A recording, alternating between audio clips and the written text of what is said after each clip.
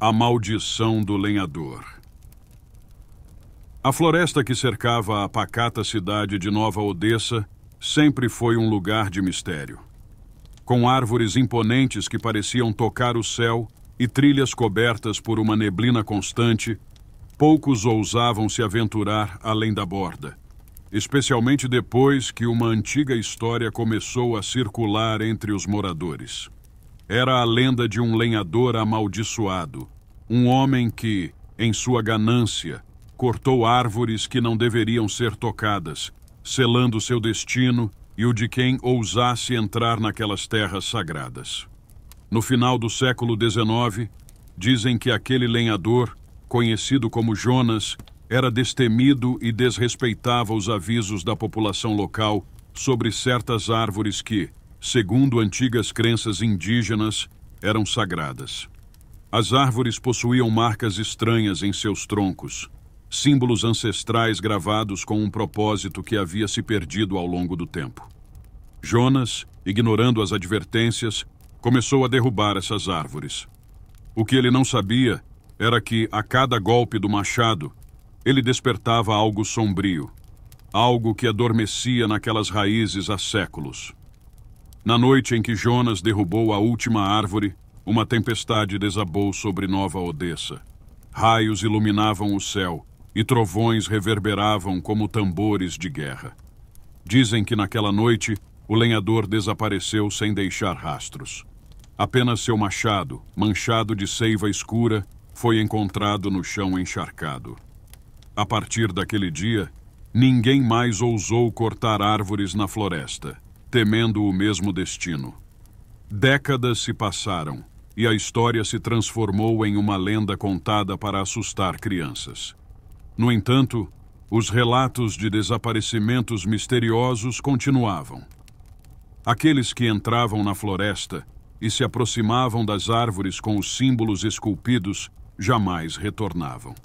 Todos falavam de uma presença sombria, um espírito furioso que vagava entre as árvores, protegendo o que restava de sua maldição. As noites na cidade tornaram-se inquietas.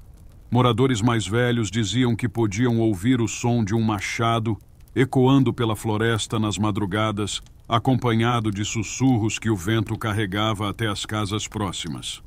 Os jovens, desafiadores e incrédulos, muitas vezes se aventuravam em busca da árvore amaldiçoada como um teste de coragem.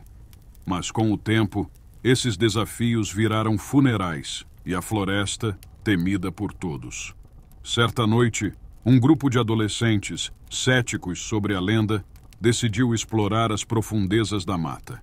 Guiados por bravata e álcool, entraram rindo e zombando do que acreditavam ser apenas histórias exageradas. Conforme avançavam, o ambiente ao redor parecia mudar.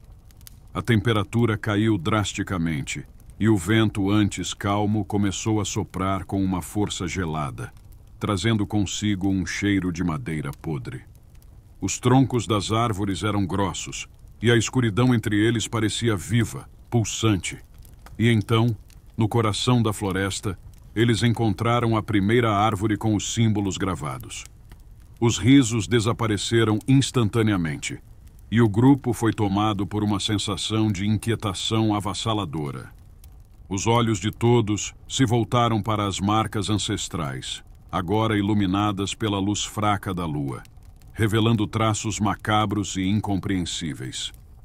As sombras ao redor se alongaram, e de repente, o som de passos pesados começou a ecoar pela floresta.